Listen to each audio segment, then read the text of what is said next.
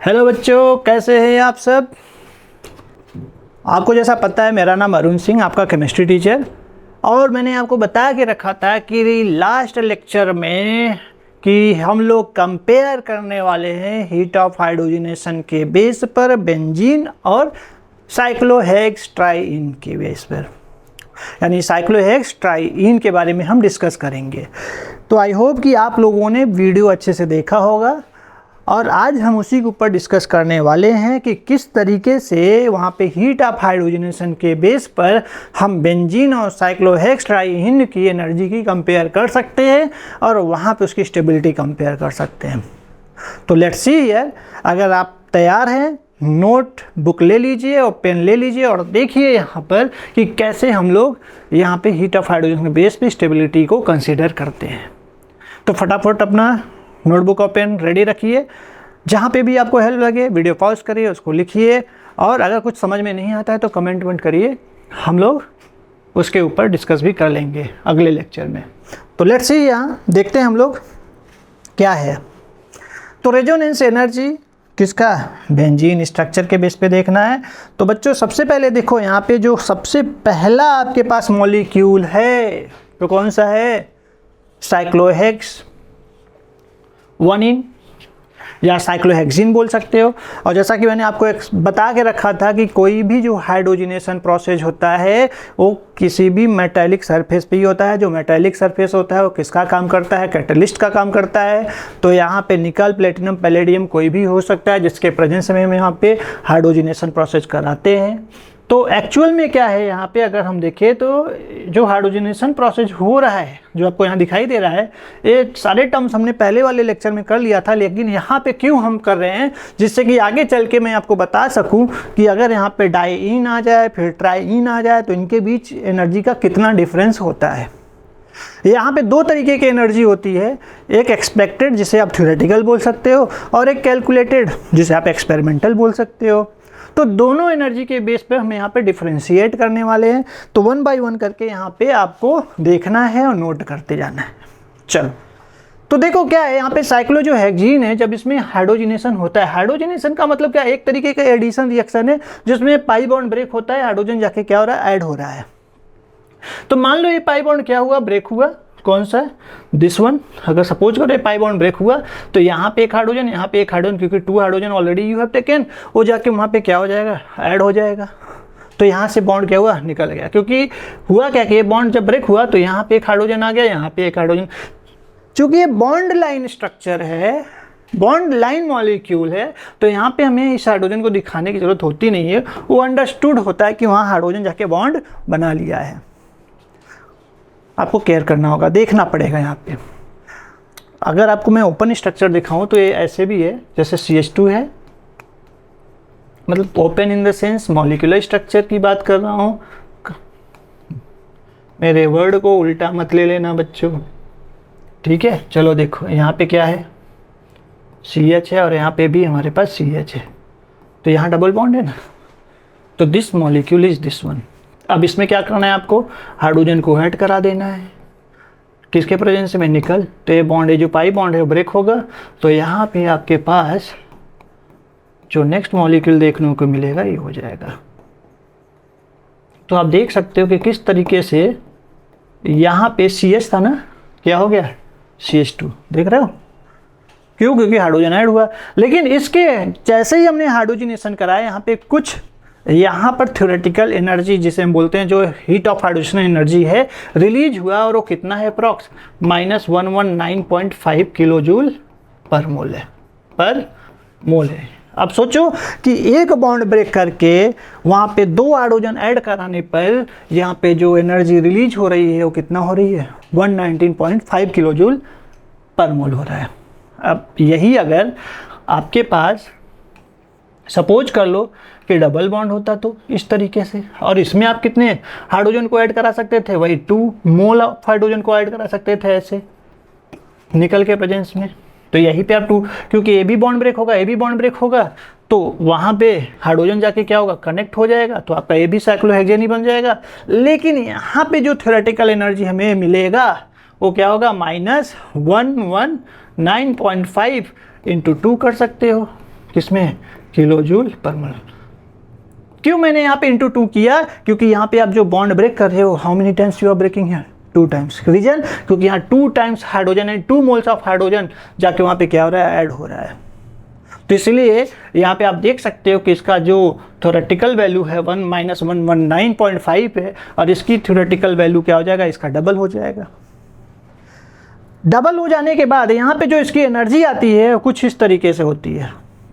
देखो आप यहाँ पे आप देख सकते हो कि वो जो थ्योरेटिकल एनर्जी है, जब आप वहाँ पे 119.5 का मल्टीप्लाई करते हो तो यहाँ पे ए एनर्जी आएगी इतना। तो आप देख सकते हो, मल्टीप्लाई करके चेक कर लो। तो जैसे हम यहाँ पे थ्योरेटिकल या एक्सपेक्टेड बोलते हैं, स्टार्टिंग में ही मैंने बता दिया था। तो व्हाट अबाउट दिस वन, ये जो एनर्जी है वो एक कैलकुलेटेड वैल्यू है, एक्सपेरिमेंटल वैल्यू है, जो कि इसके एक्सपेक्टेड से क्या है, थोड़ा कम है।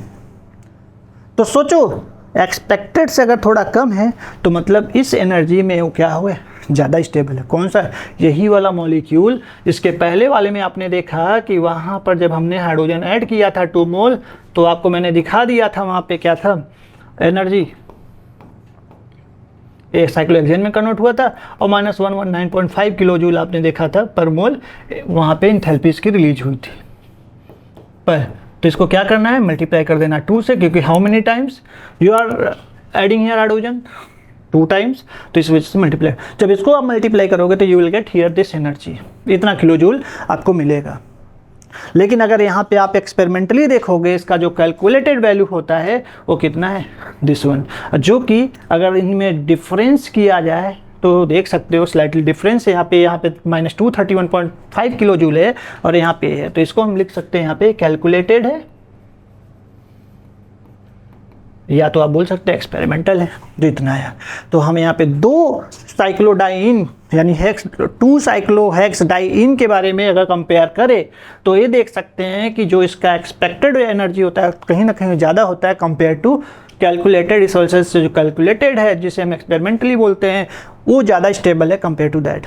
क्यों स्टेबल है, क्योंकि मैंने बताया था जितना कम हीट ऑफ हाइड्रोजनेशन होगा, स्टेबिलिटी उतना ज़्यादा होगा। तो इसका मतलब इसकी जो स्टेबिलिटी है वो ज़्यादा है कंपेयर टू दिस वन।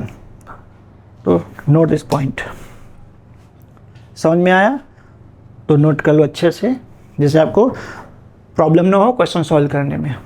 तो देखो अभी तो ये पार्ट था, ऐसे ही अगर हम यहाँ पे साइक्लोहेक्सट्राइन ले ले तो उसमें क्या होगा।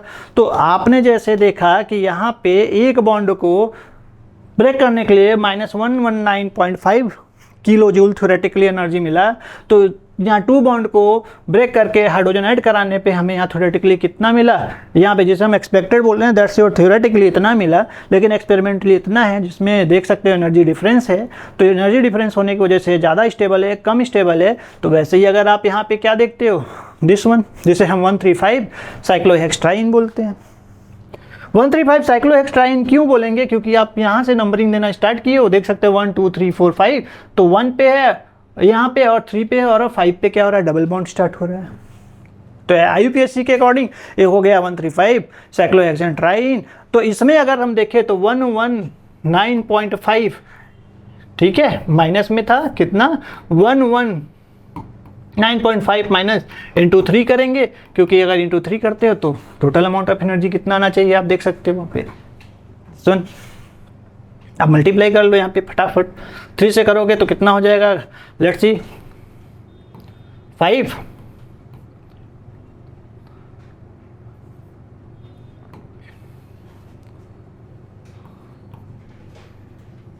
तो देख सकते हो आपको कितना मिल गया, दिस वन। तो ये जो एंथैल्पी है, जो एंथैल्पी रिलीज हुआ, ये भी हमारा क्या है, एक्सपेक्टेड है। क्या है, एक्सपेक्टेड बोल सकते हो या थ्योरेटिकल बोल सकते हो। जबकि ये बेंजीन है, तो इसका मतलब बेंजीन की जो स्टेबिलिटी है, अगर हम कंसीडर इसे बेंजीन करते हैं तो स्टेबिलिटी क्या हो जाएगा ऐसे केस में, कंपैरेटिवली वहाँ पे जो हमारा डाइइन था, जो मोनोइन था, उसके केस में क्या हो जाएगा, कम हो जाएगा। लेकिन यहाँ पे हमने इसको बेंजीन नहीं कंसीडर किया, हमने यहाँ पर 135 साइक्लोहेक्सट्राइन कंसीडर किया है, और जिसमें इसका एक्सपेक्टेड एनर्जी ये आ रहा है। लेकिन अगर मान लो यही बेंजीन होता तो बेंजीन का जो वहाँ पे कैलकुलेटेड वैल्यू आया था वो कुछ ऐसा था, आपको दिखा देता हूँ, कुछ ऐसा था। आप देख सकते हो यहाँ पे इसको अगर हम कंसिडर कर ले क्या बेंजीन, लेट्स सी, तो हमारा क्या बेंजीन है। अगर ये बेंजीन है तो इसमें एनर्जी क्या होगा, अगर हम देखें तो एनर्जी क्या होना चाहिए इसमें। तो देखो बेंजीन में भी अगर देखा जाए तो यहाँ पे 3 टाइम्स क्या है, डबल बॉन्ड है। अगर हम इसको साइक्लोहेक्सट्राइन नहीं कंसीडर करें, इसको डायरेक्टली बेंजीन कंसीडर करें, तो यू विल सी हियर कि यहाँ पे जो एंथैल्पी है वो कितना आ रहा है, इतना आ रहा है। ये एक कैलकुलेटेड एंथैल्पी है। कैसा, कैलकुलेटेड। कितना आ रहा है, -208 किलोजूल पर मोल, जो कि आपके एक्सपेक्टेड यानी जो थ्योरेटिकल एंथैल्पी है जिसमें हमने उसको साइक्लोहेक्सट्राइन कंसीडर किया था, उससे कितना डिफरेंस में है वो आप देख सकते हो। कितना डिफरेंस होगा अगर यहाँ पे मैं लूँ, रुक जाओ दिखा देता हूँ कितना था हमारा, लेट्स सी, आप देख सकते हो -358.5 -358.5 ये है, और डिफरेंस कितना है यहाँ पे -208। अब आपको इसमें क्या करना है, ये माइनस माइनस आपका हो गया प्लस, तो -358.5 और ये +208। अब सब्सट्रैक्ट कर लो, देख लो कितना आता है। सब्सट्रैक्ट करने के बाद आपको आंसर मिल जाएगा। तो इतना डिफरेंस है दोनों के एंथैल्पी में।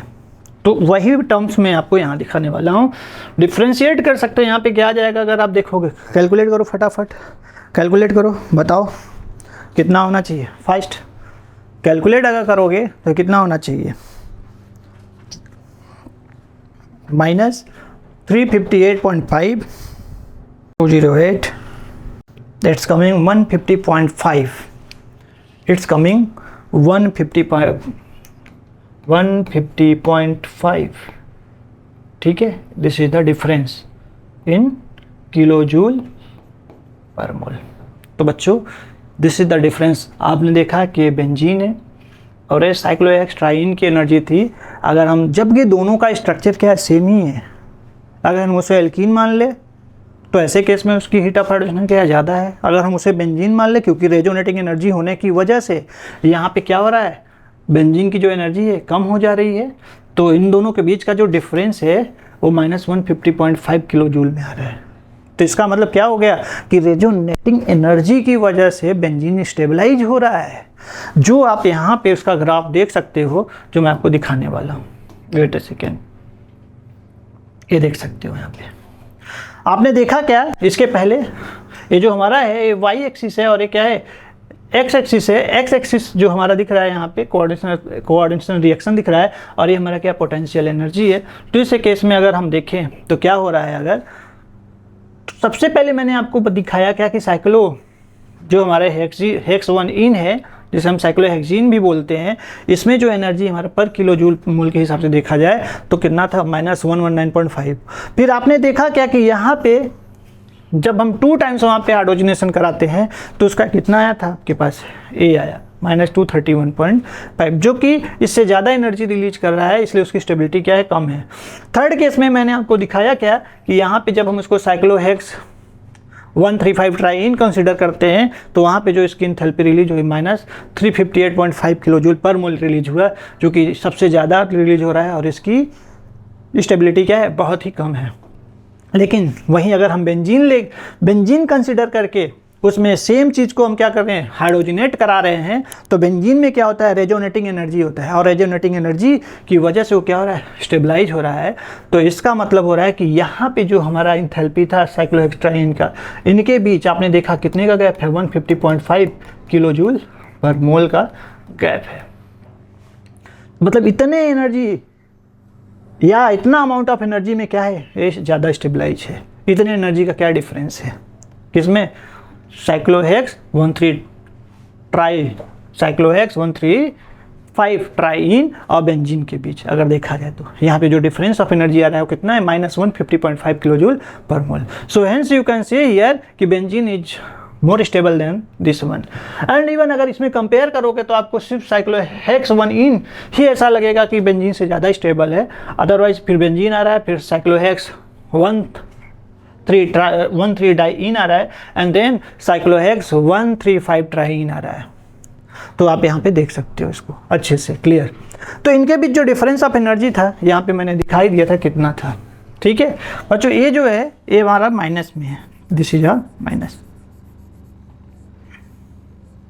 इतना डिफरेंस ऑफ एनर्जी है 150.5। कभी कभी हो जाता है मिस्टेक, तो आप इसको नोट कर लो। तो this is our difference of energy in this case. तो अंडरस्टूड। तो आप लिख सकते हो the difference in energy which are expected and the actual energy is known as resonance energy. और इसी रेजोनेंस एनर्जी की वजह से हमारा बेंजीन क्या है बच्चों, ज़्यादा स्टेबल है। तो ये काफ़ी इंपॉर्टेंट टॉपिक्स था जो मुझे आपको बताना था। एक एक एग्जाम्पल आपको क्या करना है, नोट करना है। नहीं समझ में आया कमेंट करिए, मैं आपको इसे फिर से री एक्सप्लेन करके दिखाऊंगा, नए एग्जाम्पल्स लेके दिखाऊंगा। बट बेंजीन के लिए इससे बेटर एग्जाम्पल और कोई हो ही नहीं सकता। तो you can note it down. और अगले क्लास में हम स्टार्ट करेंगे electromeric effect. Till then you all take care, bye bye.